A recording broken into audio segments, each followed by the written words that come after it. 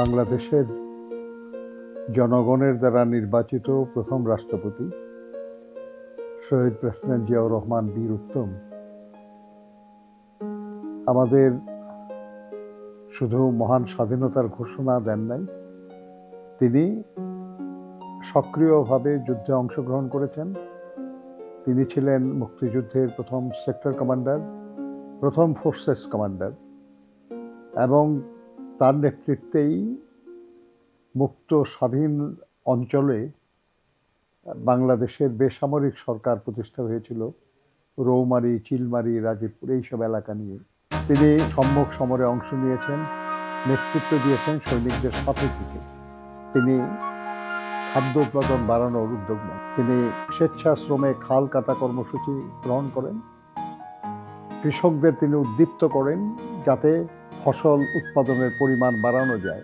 তিনি এটাও দেখেন যে গ্রামের মানুষকে, এদেশের সাধারণ জনগণকে ক্ষমতায়ন করার জন্য তিনি গ্রাম সরকার প্রতিষ্ঠা করেন। তিনি কৃষি সমবায়ের উদ্যোগ নিয়েছিলেন, গ্রাম সমবায়, এবং সেজন্য প্রায় 50,000 সমবায়ীকে প্রশিক্ষণের ব্যবস্থা করেছিলেন। তিনি কর্মসংস্থানের ব্যবস্থা করার জন্য বন্দর শিল্প চালুর পাশাপাশি ক্ষুদ্র এবং কুটির শিল্প গড়ে তোলার ব্যাপারে জনগণকে উৎসাহিত করলেন এবং অসংখ্য ক্ষুদ্র এবং কুটির শিল্প গড়ে উঠল। তিনি অপ্রচলিত পণ্য বিদেশে রপ্তানির উদ্যোগ নিলেন। তিনি বিদেশি বিনিয়োগ উৎসাহিত করার জন্য এক্সপোর্ট প্রসেসিং জোন গঠন করলেন। তখন তিনি মধ্যপ্রাচ্যের শাসকদের সঙ্গে তার যে সুসম্পর্ক ছিল, সেটাকে কাজে লাগিয়ে তিনি বৈদেশিক কর্মসংস্থানের উদ্যোগ নিলেন এবং মধ্যপ্রাচ্যের 6টা দেশে 8,500 শ্রমিক পাঠানোর মাধ্যমে তিনি বিদেশে কর্মসংস্থানের শুরু করলেন। কৃষির উন্নয়নও তার হাত ধরেই এসেছে, অর্থাৎ বাংলাদেশের উন্নয়নের যে প্রধান যা অবকাঠামো সেগুলো তার হাত দিয়ে এসেছে।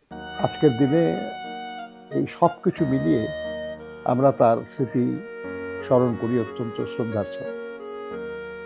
তিনি একদিকে যেমন বাংলাদেশের কৃষক, শ্রমিক, সাধারণ মানুষ, নারী, শিশু, যুবক, ছাত্র সবার জন্য কাজ করেছেন। একইভাবে তিনি দেশের প্রতিরক্ষা বাহিনীকে অনেক বেশি সংগঠিত এবং শক্তিশালী করার উদ্যোগ নিয়েছিলেন। দেশের স্বাধীনতা, সার্বভৌমত্ব ছিল তার কাছে খুব গুরুত্বপূর্ণ। তার আমলে প্রাইভেট সেক্টরের শ্রমিকদের জন্য নিম্নতম মজুরি নির্ধারণ হয়েছে বহু সেক্টরে। তিনি ILO কনভেনশন 144 র্যাটিফাই করে বাংলাদেশে ত্রিপক্ষীয় পরামর্শ পরিষদ করেছিলেন, যেখানে মালিক, শ্রমিক এবং সরকার একসাথে বসে শ্রমিকদের কথা নিয়ে আলোচনা করতে পারে এবং সমস্যার সমাধান করতে পারে। এই ধরনের সাহসিকতা আমাদেরকে আগামী দিনে পথ দেখাবে বলে আমি মনে করি।